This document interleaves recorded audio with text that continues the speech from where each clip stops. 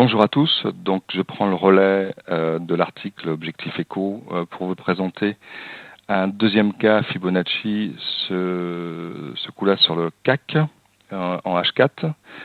J'ai représenté, donc on va s'intéresser à la configuration de l'année dernière, en fin d'année dernière surtout, et donc le triangle ascendant qui s'était formé depuis l'été, que j'ai représenté en vert, en support, et puis rouge, résistance. Donc on voit bien la sortie du CAC vers fin novembre, donc le 22 novembre, avec son pullback, puis ensuite repartir. Et donc c'est cette configuration-là qui nous intéresse et que l'on va travailler. Juste au passage, vous remarquez que j'ai tracé donc Fibonacci au sommet de cette ascension. J'ai mon premier seuil ici à 23%. Mais comme par hasard, rétrospectivement, et vous verrez que ça marche assez souvent, le pullback s'est fait sur le seuil de 61,8. Ce qui veut dire que si vous traciez Fibonacci fin novembre, vous pouviez déterminer quel était le seuil d'arrivée, et d'une façon très précise. Il y a beaucoup de traders qui font ça, c'est vraiment une astuce extrêmement intéressante. Bien, nous en venons à notre sujet. Donc, d'une façon classique, j'ai donc mis en place Fibonacci. Et donc, ce qui va nous intéresser, c'est bien évidemment autour de ce point, de partir en trade semi-automatique avec le petit robot Fibo. Donc là-dessus, donc je l'ai chargé. Donc le petit robot Fibo, sur le CAC. Nous sommes ici en H4.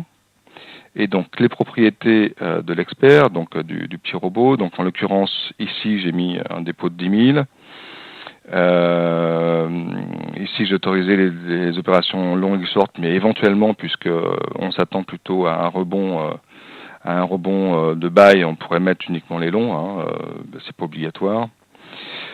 Nous sommes en euros, et donc les paramètres d'entrée sont les suivants. Les paramètres d'entrée, donc le premier, nombre de bougies Fibo, eh bien c'est cet espace-là. Alors j'ai pas ma souris, mais bon, donc d'ici, si vous voulez, tout ce qui a participé à la tendance, c'est-à-dire l'axe en pointillé bleu, représente un certain nombre de bougies, et donc vous situez à peu près le nombre de bougies. Bon, j'ai mis 150, c'est approximatif, c'est pour que le robot puisse accrocher et détecter la tendance sur un nombre de bougies passées. Le deuxième paramètre, c'est ce qui se passe ensuite, c'est le nombre de bougies qu'on lui donne pour dire, le retracement va s'étaler sur un maximum de, là j'ai mis 40 bougies, on peut mettre un peu plus.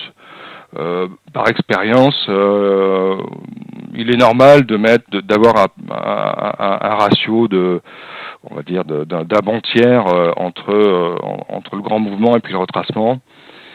Si on est sur des retracements qui sont assez tassés, pas trop dynamiques, on peut aller jusqu'à la moitié de l'élan, mais c'est quand même plus rare.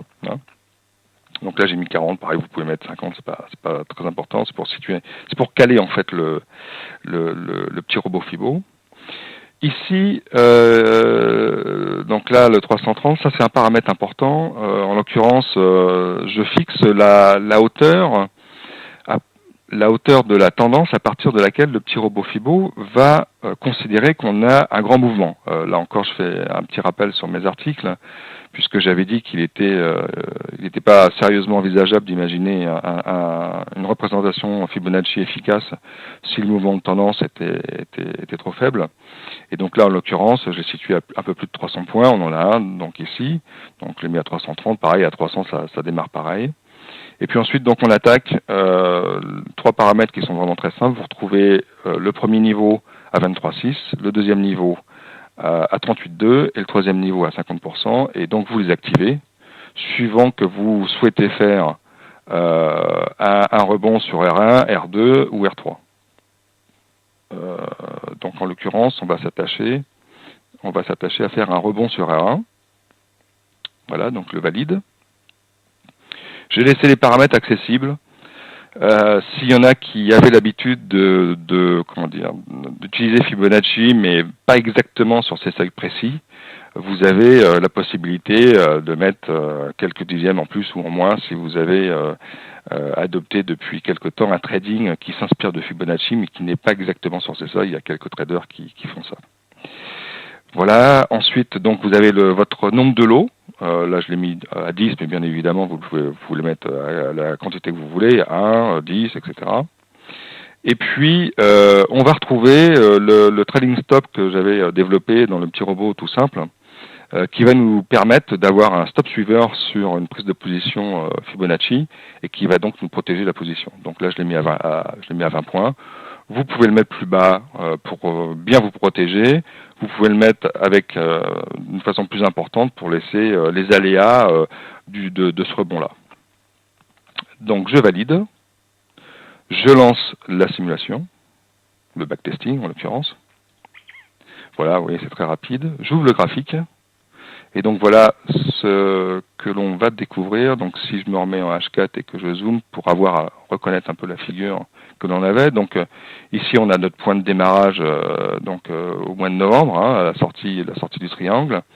Et donc le petit robot a bien effectivement pris la sortie de Fibonacci, synchronisée par l'indicateur stochastique ici. Alors si je zoome pour la synchro, donc voilà, vous voyez que effectivement à partir de là, j'avais le niveau suffisant pour déclencher mon trade long. Donc ça a gapé en l'occurrence, et donc on a eu un premier stop.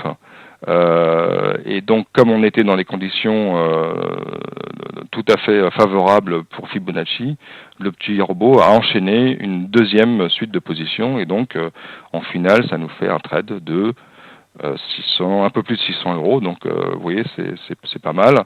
Et dans la pratique, le petit robot Fibo faisait ça sans votre présence. Donc on est dans un mode semi-automatique, puisque vous l'aidez, vous préparez effectivement le terrain.